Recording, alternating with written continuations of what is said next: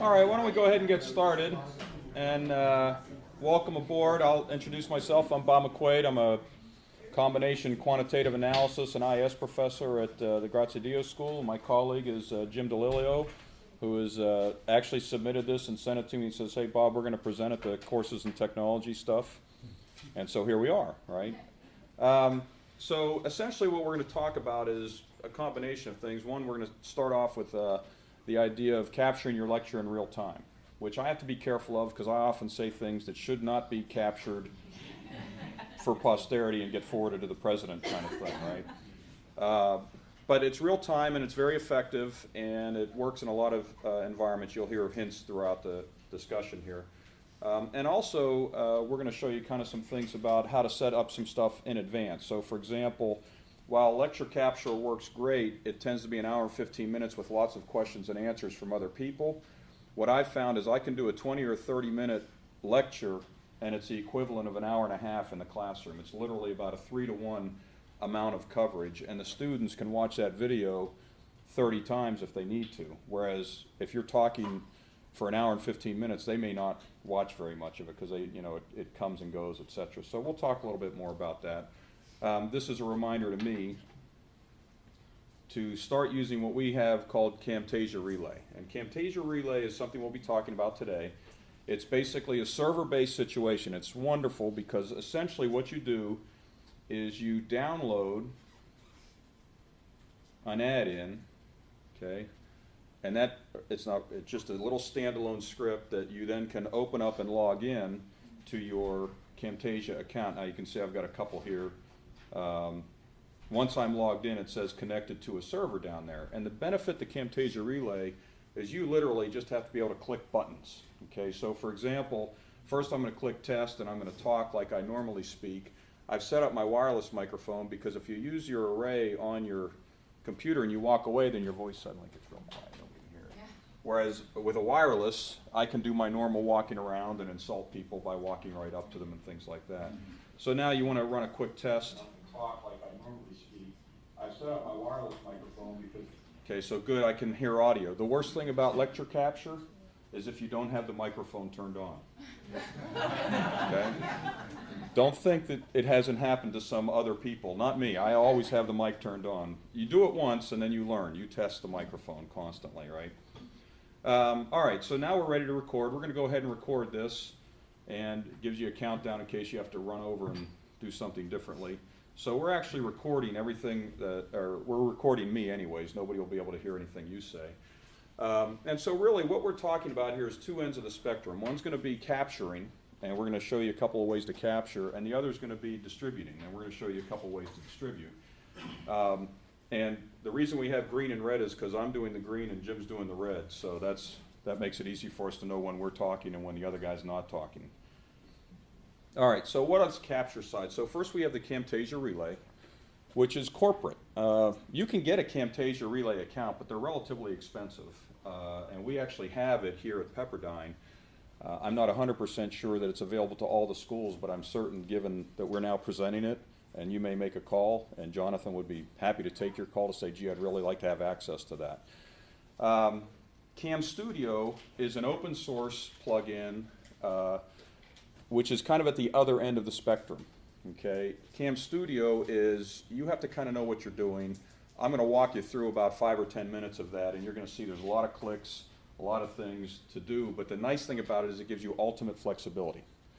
And I do that when I do homework problems or my pre-lectures or things like that. And then finally is Camtasia Studio, which is kind of in between. It's basically you buy it for $300.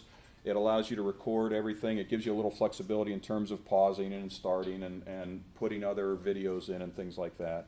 And then of course on the other side is the distribution. You're going to find out with Camtasia Relay, you already saw I clicked record. When I'm done presenting my Camtasia Relay, I'm going to click stop, and it's going to upload it to a server, and it's going to email me a link, and I send that to the students. So literally it's a click to start, a click to stop, and send it off to the students. I have found that they love it. Now there's a few who say it's good at night and it puts them to sleep and it's a wonderful way to take a nap.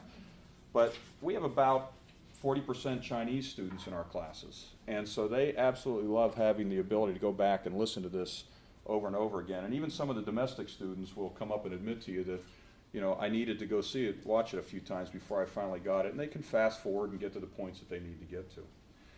I use YouTube, and what I do is I record in CamStudio. I do another little thing I'll show you in a moment. I upload to YouTube. You can either distribute through YouTube or you can put it in courses. Jim uses Courses Podcast. He'll be showing you that momentarily. He also uses screencast.com. So there's a lot of ways to distribute and a couple of good ways to capture. All right, so you've already seen this. This is Camtasia Relay. I tested my microphone. Made me feel good that I'm actually being heard. I clicked on record, and when I'm done, I'll click on stop, and then I'll click on upload. Now, an hour and 15-minute class might take about 4 to 6 hours to get it uploaded, but you're not doing anything. You go off and do whatever you want. We have 4-hour classes, so I record the first thing, and then the second thing, and then the last thing. So like between breaks, I shut it down, and then I just give them smaller chunks to go watch. The point is, that's the extent of it. It emails you a link, you distribute the link, and off you go. Now you can nest that link in courses if you want. That works pretty effectively as well. And I'll show you some things here in a moment. All right, so CamStudio, which is the more flexible one, is going to take you a little bit of work. And this is what I'm going to demo here shortly. Essentially, it looks like kind of the same. You click record, you can pause. When I'm doing a 30-minute lecturette, it takes me about an hour and a half, because I pause a lot and I think about what am I going to say next. You know, I have a basic outline, but rather than have to be thinking on the fly and talking on the fly, and I don't tend to do that. I tend to go tangents, and I was kind of laughing when Michelle Miller said, you know, what do you do not to distract your students? I feel like in a 4-hour class, mostly all I do is distract my students.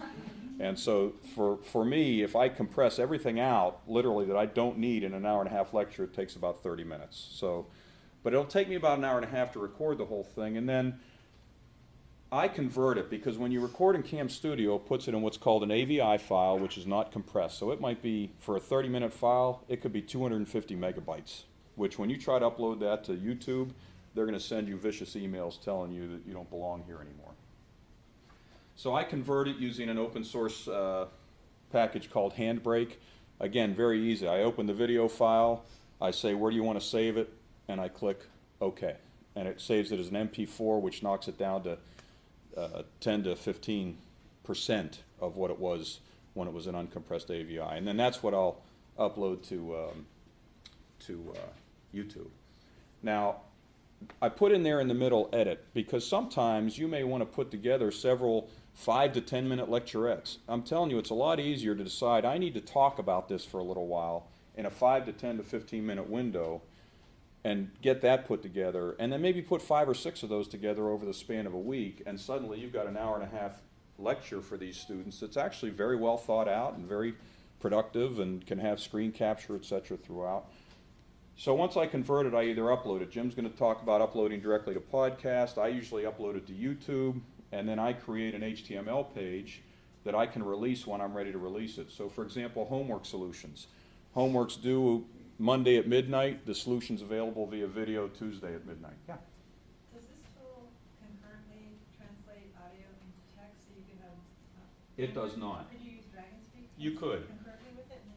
And I've had, when you're doing it straight out of like a video, DragonSpeak is only about 80%. Yeah, I know it's not as good, yeah. I use DragonSpeak normally when I'm just writing, but when I've tried to use this, it's not quite as... But it's still better than me sitting there typing it, yeah. And then finally, you can distribute it. So you could actually distribute directly out of YouTube. You could create a channel and have your students sign up to engage in your channel, and they can watch these things regularly, or you can do it podcasts or whatever. All right, so now I'm going to do the brief demonstration. But first, I'm going to attempt to stop recording here. So we've got 6 minutes of recording. Now, by the way, I could have paused this. For example, if I wanted to go off on a tangent and tell a story that I didn't want the president to hear someday, I would hit pause. I would tell my dirty joke or whatever I was going to tell, and then I'd come back and do this.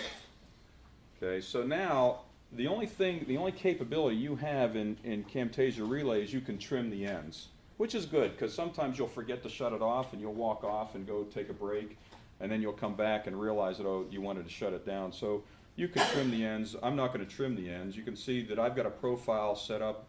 It doesn't, I'm not sure what this is. Linda would have to tell me what that is, but it has something to do with where it saves on the server and other things like that, the profile. Yes.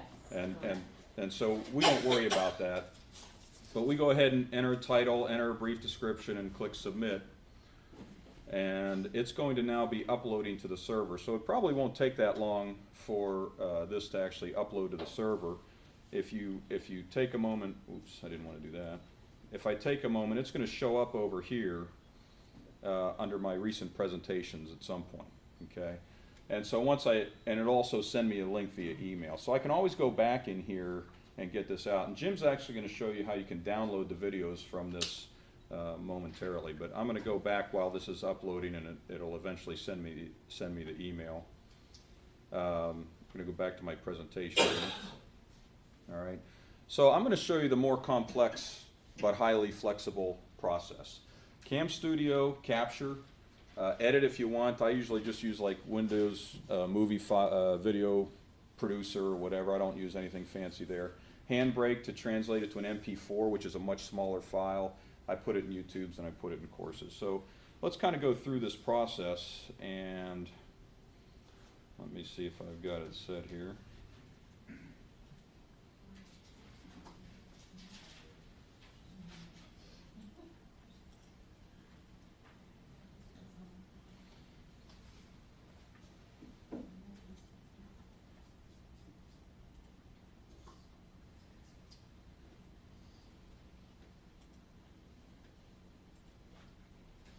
So what it's doing is just recording this small part of the screen here, which I'm trying to get it not to do for a minute. I wanted to show you something else first. Let's stop recording. All right. So when you first open it, what it's going to do is it's going to come up, and you can identify a region of the screen. So like I could identify a fixed region or the whole window. Let's just do the whole window. Or actually the full screen, excuse me. So I'm going to be recording my full screen, but you can actually, the nice thing is you can narrow it to a smaller part of the screen. So like if you're working on a bigger monitor, you could have what you're recording here, and you could have what your, maybe your notes and stuff off to the right, which makes it convenient. So right now I'm just going to record the full screen, and let's say that I was going to make you suffer through having to learn about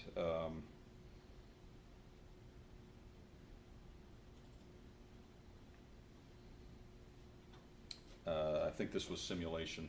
We'll see what pops up. I don't know what I was covering in class 4. That's like a week ago already. So, but what's going to happen is it's capturing all of this, and it's just recording it to my hard drive.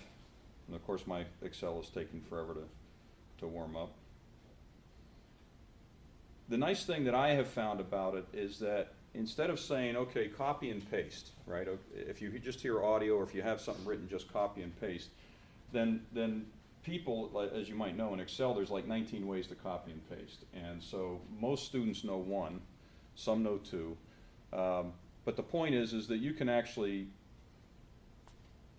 in typical form, Excel's not responding, you can actually edit and kind of go through this in a way that teaches them things in addition to what you're trying to cover. And so what I usually try to tell them is that, I know one way to copy and paste, but I always learn stuff from the students. So for example, if I was showing them how to enter formulas, I could show them how to open up the formula editor if I wanted them to do that. I could say, okay, let's find the maximum of this column. And when I'm first teaching them early on, I'll actually say exactly what I'm doing. So there I just did it very quickly. But in the first session, I might say, all right, so I'm going to type equals max, and you'll notice the tooltip comes up, and then I'm going to left click on the top cell that I want to highlight, and I'm going to slide down with the button compressed and let go, and off I go, right? And so hit the last parenthesis, and now I'm going to hit enter. So in other words, the earlier discussions, I'm actually doing a step-by-step description as I'm doing it, because otherwise they don't know if you're right-clicking or left-clicking or doing whatever. Okay, so let's say that that's all I wanted to capture. I'll come back. Again, in my case, I do a lot of pausing. in between stuff that I'm doing. I pause and I think about what I'm going to say. I pause and I think about what I'm going to say. I try not to say too many uhs, just because that would make me sound unprofessional. It's bad enough I have a Pittsburgh accent. Okay. That's right. And so save this somewhere. I'll just put it in Dropbox. You can see it's saving it as an AVI. And it'll take a minute. Of course it won't now. It's going to give me an error, right? Luckily I have all this pre-recorded.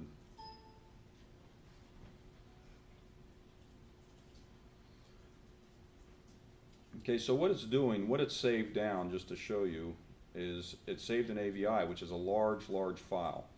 And I'll show you where I normally save them is in a folder down here. And what I've learned is if I save them all in the same spot, then I can eventually find them. So in any given quarter, I may save a whole bunch of different files. And this one I don't know where I saved it now because I wasn't paying attention, obviously, right? So let's drop down to that. So what it does is it saves a very large AVI file, and I'll come back to that later. And then I have to do something with it. So what I normally do is I bring it into what's called Handbrake, and I'm just going to show you some websites here because I think those are more explanatory than the other stuff. So Handbrake is just an available software. It's open source. You download it. It basically, you open the file, and let's start one over here.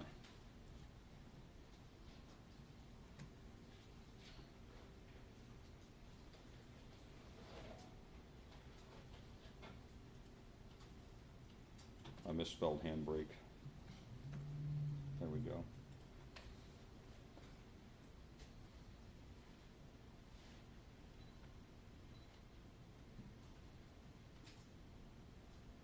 This is very interesting. None of these are showing up on my screen here. Let's cancel lots of this stuff and see if I can. I think my failed Camtasia Studio is messing me up. Oh, when technology goes bad. Let me do this instead. I'll just show you the end result so that Jim can get up and do his thing here.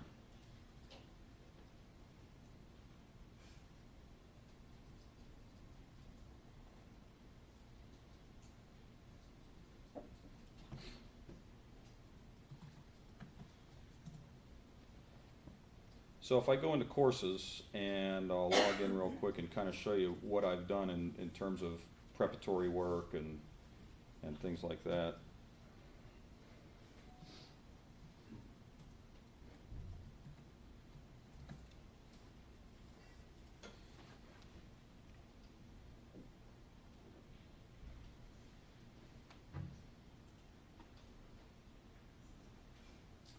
So for example, in this class, if you look under my resources folder, I've got a week 4 simulation folder.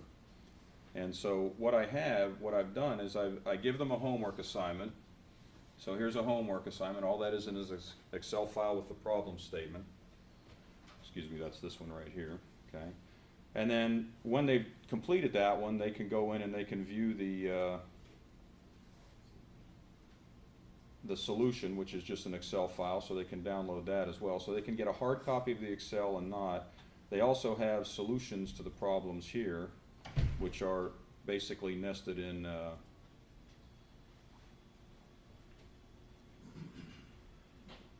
right, so for this problem, we've got a auto insurance question. So remember, they have a hard copy of this already, so they don't need to print and stuff bigger. You can always screen that up if you choose to. Let me quiet that down for a minute. But essentially, this is a video file that they can now maneuver around. Now, I did no other editing to this. This is literally Camtasia Studio or CamStudio, Handbrake to get it to MP4, uploaded to YouTube, and then just this is the link to YouTube. And what I like to do is I prefer to nest it inside of courses because then I can control the release, right? So in other words, in this case, I'm giving them the problem, the solution, and the video all at once. That's not common. In some classes, I just give them I'll give them the problems, and then the next day after they upload the problems, they can see the video solution. what I've found is this allows me not to spend any class time covering homeworks. I do no homework view in class time. Also, I can do a 15 or 20-minute introductory lecture that lets them see where we're headed, and frankly, then I don't have to do all that introductory stuff in my class, which is very powerful. So, Jim, I'm going to let you go ahead just due to time. I don't want to take up more time. So go ahead, and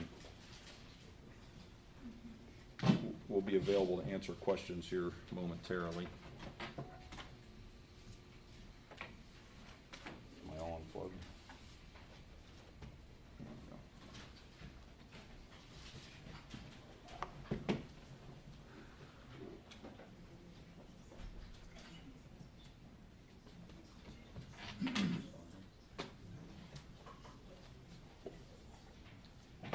Okay, well, thank you, Bob.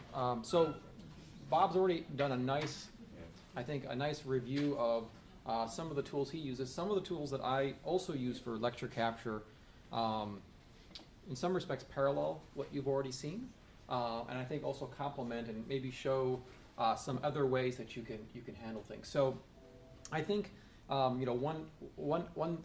two things I want to show. The first is how I might do things in an offline environment and prepare things before the night of the lecture or actually live in the lecture. So I can say that when I use the whiteboard in class, typically the biggest complaint I have with my lecture capture is that, well, the whiteboard isn't being captured. What being captured is from my microphone. I don't have as sophisticated of a headset as Bob does, but I use my microphone. I'm able to record the screen using things like the Camtasia Relay or even Camtasia Studio. But unfortunately, I hadn't found yet a mechanism to actually capture if I would be writing on a whiteboard, and there's certainly plenty of cases where you'd want to do that. So this is actually an example. I thought I might just quickly work through this example so you can kind of see firsthand what one approach that you can use to capture in real time. Now, I'll tell you that I've had much better success doing this offline and providing solutions where I'm not doing it live in front of a class where I have to potentially field questions as well as manage the technology. But I'm willing to believe that given practice, it wouldn't be that much more difficult. So I have a couple windows open. The window you see right here is actually a problem that they would have worked for their homework, and I always like to go through homework assignment solutions as the first step in a given class. So here's actually a problem where they're studying the normal distribution. This is a statistics course, and they're given information about a mean and a standard deviation, and then they're asking to determine some probabilities. So I like to keep that up because that gives the students a reference of what we're looking at. They don't have to be looking down at their book. They can really be focused on what I'm saying and what I'm doing. I might slide it over a little bit just to give myself a little more space. And then what I have here is basically just a web page that's been opened and it's been synced to my iPad. So here I have the app called AirSketch, and as you can see, you basically see a white page here. And if I were to write on the white page, I'll just draw a circle. I'll turn the pen on and draw a circle. As you can see, it draws a circle. So it basically replicates whatever I do here right into the web page. And so that then would be captured along with anything else that my computer is doing. So let me just undo that. The reason I like to have this is when students are, and hopefully this will, there we go. There is typically a bit of a delay. When I'm working through a problem like this, I'll say, okay, we're looking at problem number 50. Okay, so that comes through nicely. And we know that the mean of this problem is 60,000 miles, which is the average duration for the trucks between their maintenance cycles with a standard deviation of 2,000. Okay. And so they can very easily see what I would have normally just put on the whiteboard. Okay. And it's also being captured. So it's all being recorded. So with that information, I say, okay, what are we looking at first? We're looking at part A, and let's go back to the problem. It's asking us what's the percent, or what is the likelihood of these logging 65,200 or more. And one of the problems I see students have is they'll want to jump right into Excel. They'll want to jump right into the software to solve the problem, and oftentimes I have to encourage them to step back and think conceptually what you're doing before you let the software do its work. Because Excel, like any other tool, is great when you know how to use it, but if used incorrectly, it'll give you a result, but it'll just be wrong. And so understanding how to use that tool is really critical. So what I'll say is, okay, we know we have a mean, we know we have a standard deviation. Well, what does that mean? It means we've got a bell-shaped curve, at least pretty good representation of a bell-shaped curve. We know in the center that is our 60,000 miles. We know the width of that distribution is 2,000 miles. And we know that we're interested in a problem where we want the likelihood of x greater than, let's see if that comes up, x greater than, there we go, there's a bit of a delay, x greater than our 65,200. So 65.2, since I'm keeping things round. So 65.2, you could even change your color. And so 65.2, I'll say, well, here's 60. We know one standard deviation is 62, 64, 65 is going to be pretty far to the right. So I might put a little line here and say, well, what we're interested in is now this area on the right side. That's the likelihood we want to calculate. And then I may also remind them that unlike statistical tables, Excel calculates probabilities based upon a distribution that you pick a point, draw a line, and it gives you at that point out to negative infinity. Okay, and again, you can see there's unfortunately a bit of a delay here. Hopefully, there we go. So it catches up. You pick a point, and it'll give you the result if there was some z value that you've input. And what we'll be using is the norm s dist function. So now at this point, I feel like I've set up the students enough. They understand the concept of what we're trying to do. I've even written out the Excel function we're going to call. And now I can go ahead and say, okay, and here is a solution. Sometimes I'll either bring up the file with the completed solution, or I'll actually work through it in class. Kind of depends upon the situation. But here's my two values. Here's my mean. Here's my standard deviation. There I put them in the full thousands. And I want to calculate the likelihood of it.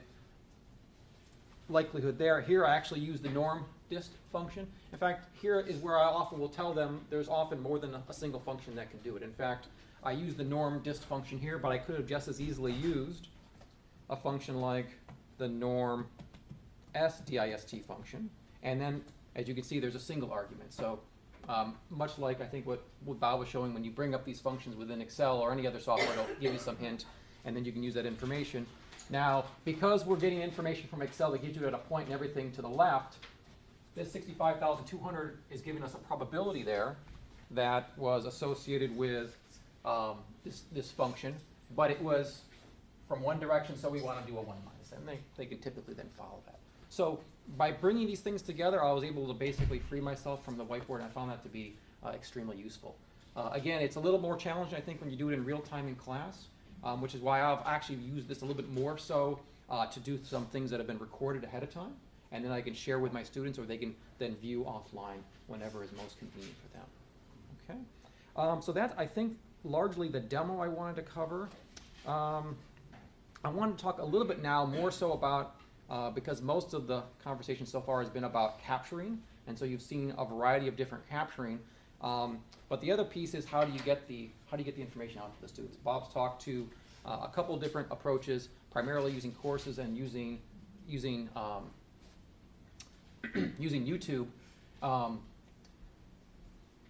You can also use CamStudio to not only capture, much like CamStudio captured, but then to provide you with an upload capability. So this is what CamStudio looks like. It probably has a little bit of a cleaner interface than CamStudio, but there is a price attached to it. I believe this was $2.99 to purchase this single license. But it does have a few features included in it, things like not having to go to a separate program to encode it into an MP4 file. And in fact, there are a whole bunch of different options when you actually encode it into the file that you might ultimately deliver for students.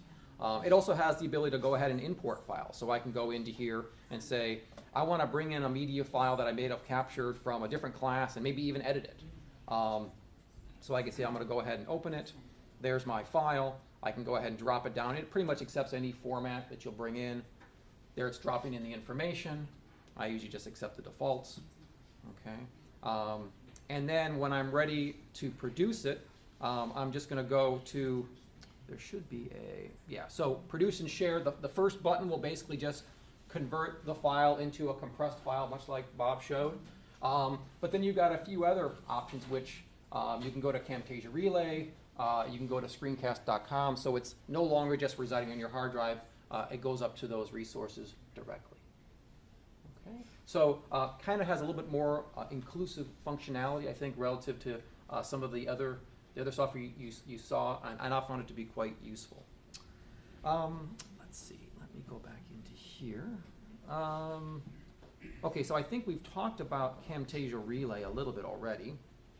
I guess I must be running a slightly different version of Camtasia Relay because mine looks a little bit different, but the same basic idea is there. You got basically a record button, and it uploads it to a server. And so everything's on the server, and incidentally, that's a real upside, especially if you have an older computer or you're using your computer for other things. If you don't use Camtasia Relay, if you use a CamStudio or just the regular Camtasia Studio that I was showing you, it's going to do it all locally on your computer. And I discovered, not so much with this computer, but my previous generation of computer, it would really get hot, and then suddenly I would want to do something else, and it wasn't quite freezing up on me, but it was clearly working pretty hard to render the video. So Camtasia Relay really offers that benefit. It not only uploads it, but does all that computational work basically for you. In fact, frankly, once it's been uploaded, you can turn your computer off, and everything will continue to operate.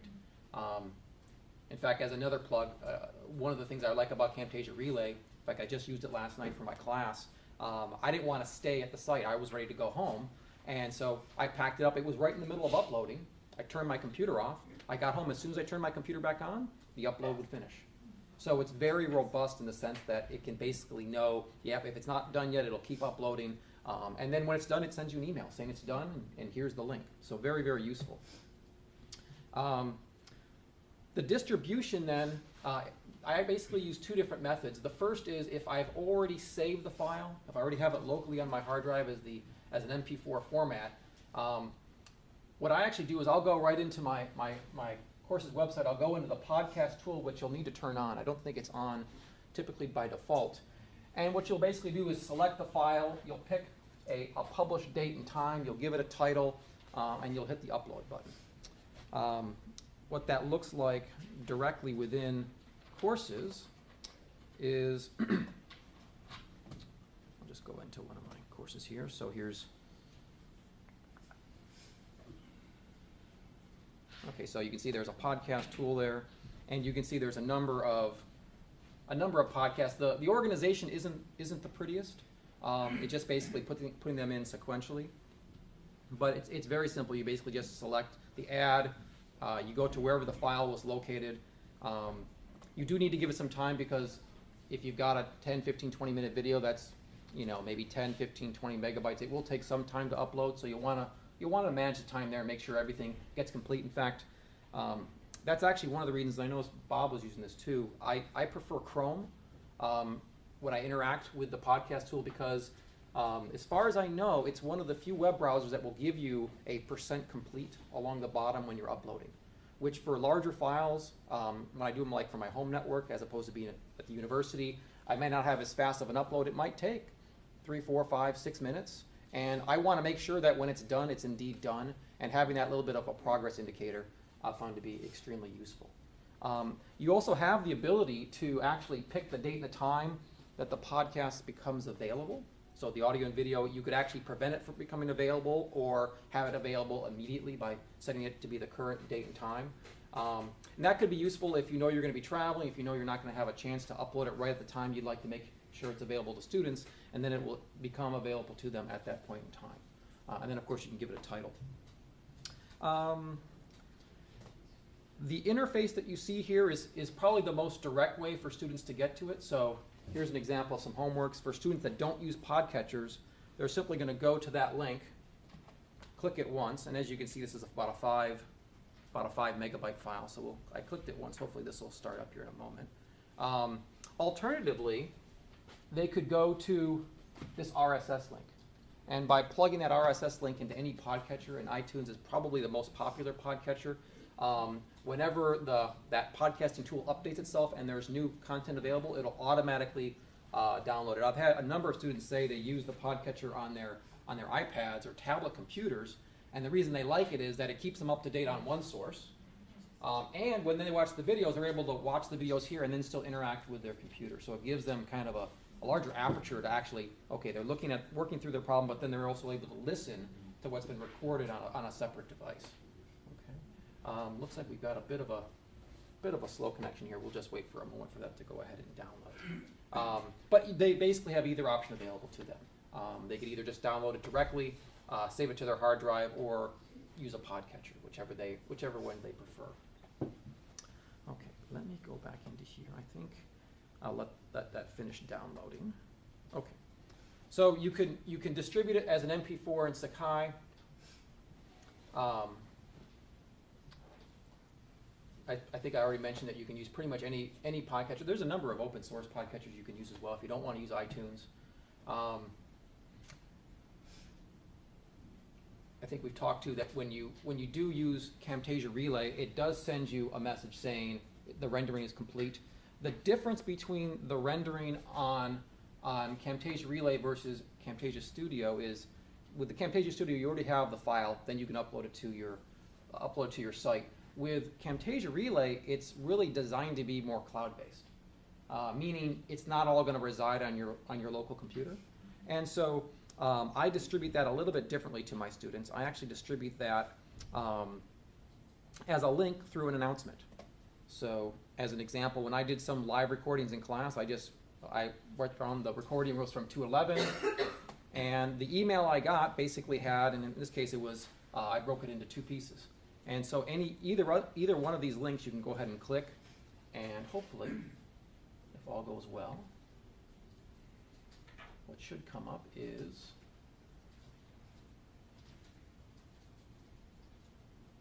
your Camtasia Relay video, which would then stream. So they don't have to save it. They can have the content streamed to them. I'm not gonna I'm not gonna wait for it to finish loading. We seem to have a little bit of a slower connection. This 5 megabyte file is taking a couple minutes. It does end up loading, and then of course they can have it loaded there. They can have it loaded on a tablet computer. In fact, from what I understand, it's fairly well optimized in terms of knowing what kind of device you're on to give you either higher resolution if you've got a larger monitor, or maybe a slightly lower resolution. But what you can see here is much like what Bob was recording. Once it's been recorded, you just can go ahead and click on it, and hopefully we'll get this to come on. Yeah, with our internet connection going kind of slow, this would probably take. So I've got one set up, so you go ahead and get to the end. I'll just show this. Okay, so, and of course, if you had manually downloaded it from the podcast, once you open it, it's just going to open as a regular video file. Okay. Okay, so the following is the solution. So this would be a solution from one of the homework problems. Okay. And so let's do this. So Okay, so a couple different ways to deliver it depending upon if students want to manually download it, they want to use a podcatcher. And I've frankly found that having that flexibility is really beneficial to students. It gives them a couple different ways to access it. And I can tell you from my own personal use, I typically use kind of the path of least resistance, or the shortest path to get the information to students. When it's already on Camtasia Relay, there are ways, and I'm going to show you that in a moment, to actually download the video, and then you can make adjustments to it. I typically don't do that because I typically don't go back and edit the file afterwards. I really like to provide the files there because, much like Bob, I teach students at night. They've been working all day long, and sometimes you may be working something within a software program like Excel, or you might be talking to a concept, and they may not be capturing it all mentally because they may be tired at the end of the day. And rather than having to run through the same operation 2, 3, 4 times, having that thing recorded really is beneficial for them after the course is over. Okay. So let's see. Here is the method. If you want to do it, you can actually go into the link. You can see that there's this long file when you look into the source of that screencast link, and you can actually save the MP4. So there is a way to save it down. Like I said, I typically don't do that. I just provide it as an announcement so they can access it that way.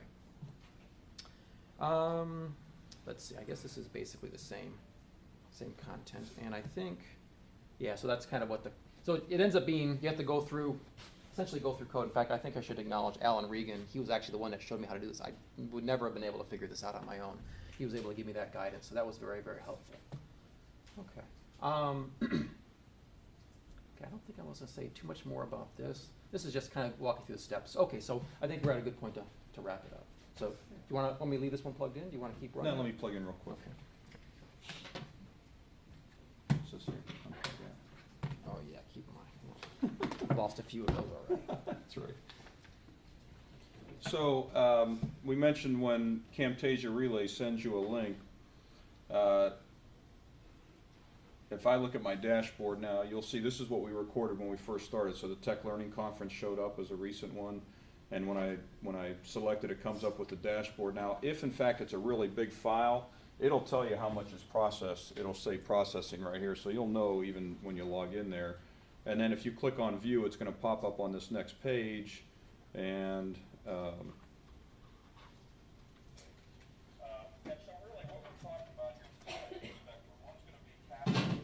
going to show you a couple of ways to capture. And the So other this thing is what we to captured distribute, earlier. I'm going to show you a couple of ways to distribute.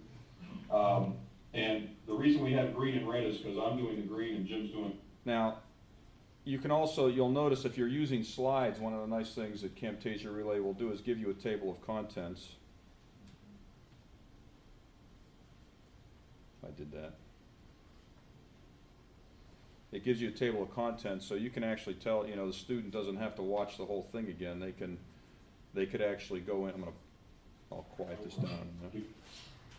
So they can come over here to the table of contents and actually go to a specific slide. They don't have to watch a 2-hour or hour and a half kind of thing. They can jump around a little bit, or they can just use the timeline as well. Okay. So just a quick conclusion. I'll talk a little bit about the lecture capture side, and Jim will just mention the distribution side. So really, 3 options that we've covered, and there's others. There's Jing.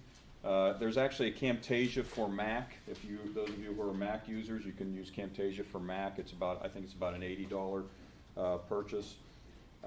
So CamStudio I mostly use for creating stuff while I'm sitting at the house and I have time to think and I want to put slides in and I want to have all kinds of different interactivity and I want to think through what I'm doing. It gives me ultimate flexibility to edit. Camtasia Studio, which is what Jim showed you, is a little more powerful in terms of being able to bring stuff, other files in and things like that. I have to do it a little more manually using CamStudio, the open source. Jim has the capability of a little better management just in CamStudio. It's obviously a retail package. And Camtasia Relay, I find extremely valuable for, I turn it on when I start lecturing in class, I turn it off when I get to the first break. I don't have to think a lot in between. I can click upload and I can go back and start after break and go ahead and be talking about the next, start it and turn it off. So it's almost foolproof, but like I said, it's interesting. I will say this, when I'm capturing lecture, it changes my style drastically. I'm not as freely speaking.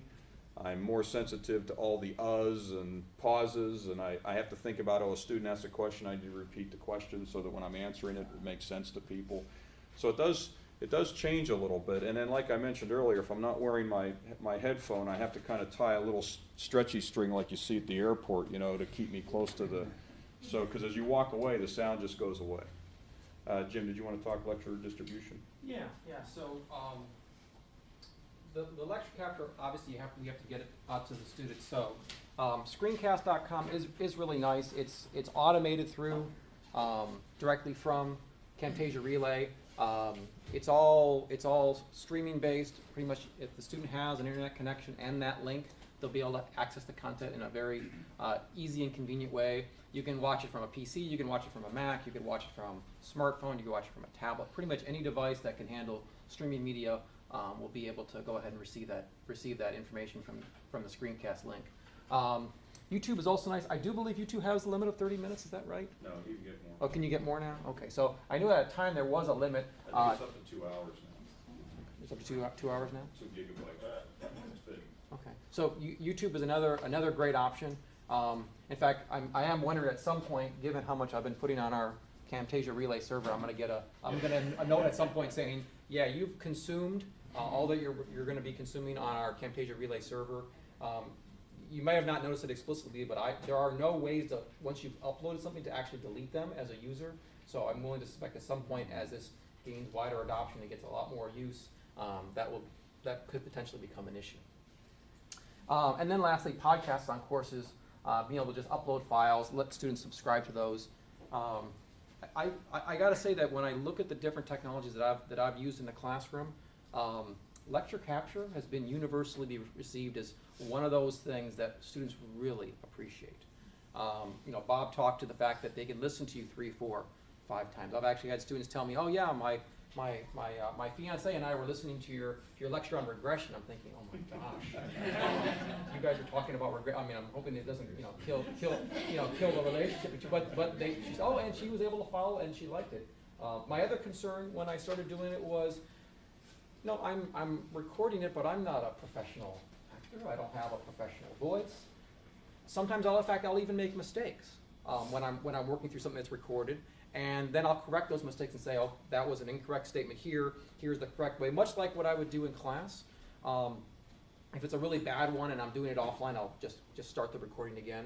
But there are some. I don't try to design it to be a perfect recording. And from what I've heard, at least anecdotally from some of my colleagues, students actually prefer that.